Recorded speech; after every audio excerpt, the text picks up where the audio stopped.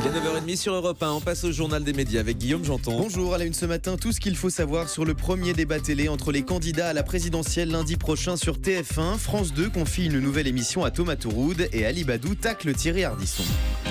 On commence avec tous les détails du premier débat entre les candidats à la présidentielle le 20 mars sur TF1. Lundi prochain à 21h, TF1 et LCI proposeront aux téléspectateurs un débat en direct avec les 5 principaux candidats à la présidentielle: Marine Le Pen, Emmanuel Macron, François Fillon, Benoît Hamon et Jean-Luc Mélenchon. Hier, le journal Marianne a dévoilé tout le programme de cette émission, prévu pour durer 2h30 au minimum. Le débat aura lieu sur un grand plateau de la Plaine Saint-Denis. Pas de décor bleu ou rouge, couleur trop connotée politiquement, mais un fond neutre, beige et gris. Les 5 candidats seront debout et formeront un arc de cercle face à un public de 420 personnes.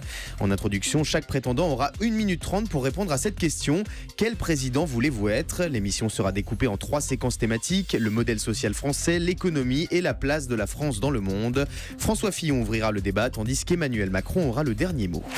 L'animateur Ali Badou tacle Thierry Ardisson. Entre les deux animateurs, c'est loin d'être le grand amour, alors que Thierry Ardisson avait déclaré suite au départ d'Ali Badou que Canal+, qu'il ne manquerait pas à la télé. L'ancien présentateur du supplément revient sur cette petite phrase et tacle à son tour son ancien collègue de la chaîne cryptée dans un entretien accordé à GQ. Thierry Ardisson a été extrêmement désagréable, c'était très violent. C'était la phrase d'un vieux courtisan qui avait envie de bien se faire voir par son boss: fort avec les faibles et faible avec les forts. Ali Badou qu'on retrouve désormais sur France 3 à la tête de l'émission culturelle Drôle d'endroit pour une rencontre. Voilà, Thierry Ardisson qui s'est encore fait un ami. Il a toujours besoin d'être en guerre contre les gens. Il y a eu Marc-Olivier Fogel pendant de nombreuses années, Alessandra Sublet aussi, et donc désormais Ali Badou. France 2 confie une nouvelle émission à Thomas Touroud. Malgré l'arrêt d'actualité faute d'audience, la chaîne du service public continue de miser sur son nouvel animateur en lui confiant plusieurs projets événementiels. Alors qu'il présentera au printemps prochain un grand divertissement autour de l'humour aux côtés de Michel Drucker, Thomas Touroud vient d'être choisi pour animer la fête de la musique le 21 juin prochain à Toulouse. À ses côtés, le crooner québécois Garou, qui selon le Parisien remplira pour une 2e année consécutive.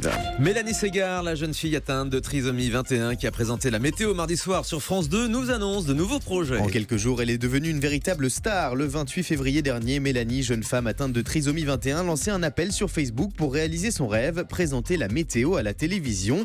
2 semaines plus tard, elle a fait la pluie et le beau temps sur France 2 devant 5,4 millions de téléspectateurs, un record. Ce bulletin, pas comme les autres, a donc été très suivi à la télévision, mais aussi sur Internet.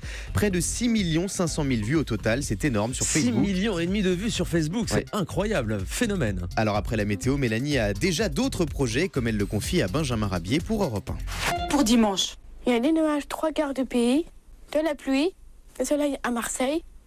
Il ira très frais. Bravo, tu l'as fait, Mélanie. Voilà, ça c'est donc l'extrait de Mélanie à la présentation de la météo. Mais on a également rencontré Mélanie pendant les coulisses de l'enregistrement de cette météo. Et on va vous diffuser cet extrait tout de suite. Qu'est-ce que tu aimerais faire? The Voice? Tu voudrais faire The Voice? Oui. Comme candidate ou comme coach? En coach? En coach? Oui. C'est qui ton chanteur préféré?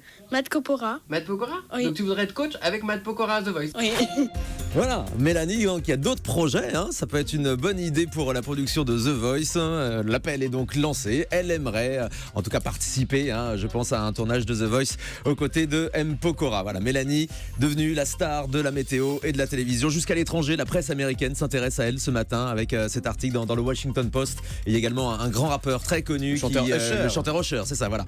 J'avais oublié son nom, qui a également salué la prestation de Mélanie, qu'on embrasse. Laure Manodou sera bientôt à l'état sauvage sur M6. Après Michael Younem, Pokora, c'est donc la célèbre nageuse Laure Manodou qui marchera dans les pas de l'aventurier Mike Horn le 3 avril prochain en prime time sur M6.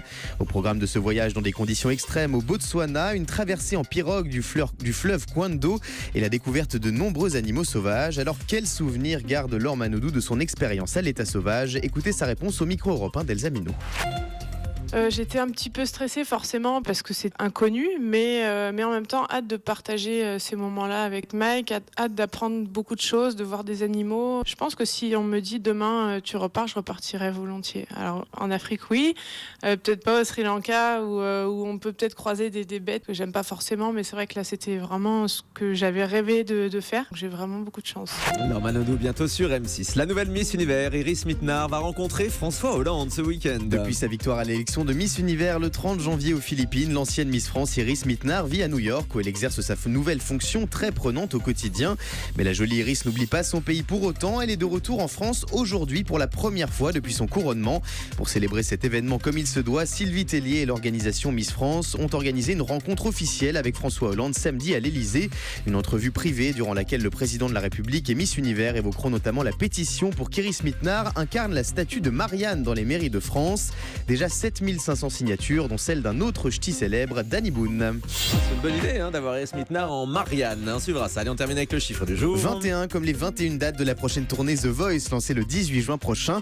Pendant un mois, les plus belles voix dénichées par les coachs M. Pokora, Mika, Zazie et Florent Pagny sillonneront la France pour une série de concerts avec sur scène les 8 derniers candidats en lice de cette saison 6. Les places de la prochaine tournée The Voice sont déjà disponibles dans tous les points de vente. Voilà, c'est le retour de la tournée The Voice, puisqu'il n'y en avait pas eu l'année dernière, pour être totalement complet. Merci beaucoup Guillaume, j'entends.